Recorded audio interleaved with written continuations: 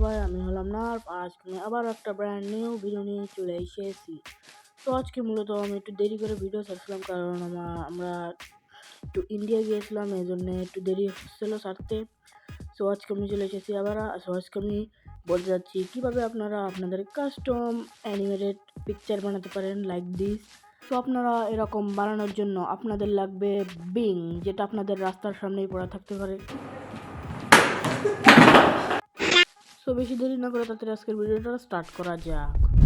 So আপনাদের ফার্স্টে যেতে হবে প্লে স্টোরে যাওয়ার পর সার্চ দিতে হবে বিং, BING। বিং সার্চ দেওয়ার পর এরকম একটা আসবে, তো এখানে ইনস্টল করে নিতে হবে। আমি ইনস্টল করা ছিল, আবার ইনস্টল করেছি, ডিলিট করে। সো ওপেন করবেন, এটা ডাউনলোড হয়ে যাওয়ার পর তারপরে এটা লোডিং হতে হতে বলে দিই, এটা দিয়ে আপনারা করতে পারবেন। এটা একটা AI চ্যাট।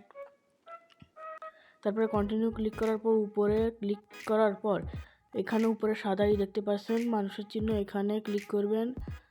পরে যে এখানে ক্লিক করার পর আপনাদের ট্যাপ টু সাইন ইন, এখানে ক্লিক করতে হবে। ক্লিক করার পর মাইক্রোসফট অ্যাকাউন্ট এখানে সাইন ইন করতে হবে, আপনার যে জিমেল অ্যাকাউন্ট দিয়ে সেটা দিয়ে সাইন আপ করতে হবে। সাইন আপ করার পর এখানে আপনারা আপনার সাইন আপ বাটনে ক্লিক করে আপনি সাইন আপ করে নেবেন। সাইন আপ করার পর আপনাদের একটু লোড হতে পারে। লোড হওয়ার পর এখানে একটা কোড আসবে, সেই কোডটা দিতে হবে আপনাদের। সেন্ড কোডে ক্লিক করার পর আপনাদের জিমেল থেকে কোডটা এনে পেস্ট করে দিতে হবে। সো জিমেল থেকে কোড এনার পর এখানে পেস্ট করে দিলাম। পেস্ট করে সেন্ড কোডে ক্লিক করার পর আপনাদের সাইন আপ হয়ে যাবে। সো এই দেখতে পাচ্ছেন সাইন আপ হয়ে গেছে। এরপর আপনারা ব্যাকে যায় কপিলার এখানে ক্লিক করবেন। এখানে ক্লিক করার পর একটু ওয়েট করতে হবে আপনাদের। তারপরে আপনার পারমিশন দিয়ে দেবেন সব। তারপরে ক্লিক করার পর আপনাদের এখানে মেসেজ অপশানে ক্লিক করতে হবে। মেসেজ অপশানে ক্লিক করার পর আপনাদের একটা কমান্ড লিখতে হবে। কমান্ডটা দেখে নিন একবার।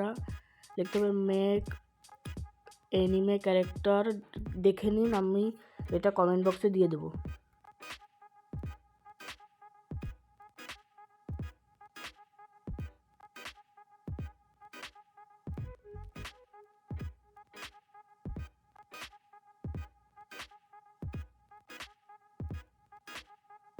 এটা লেখার পর আপনাদের কিছুক্ষণ ওয়েট করতে হবে। ওয়েট করার পর এখানে একটা চিহ্ন আসবে কপিলট নামের।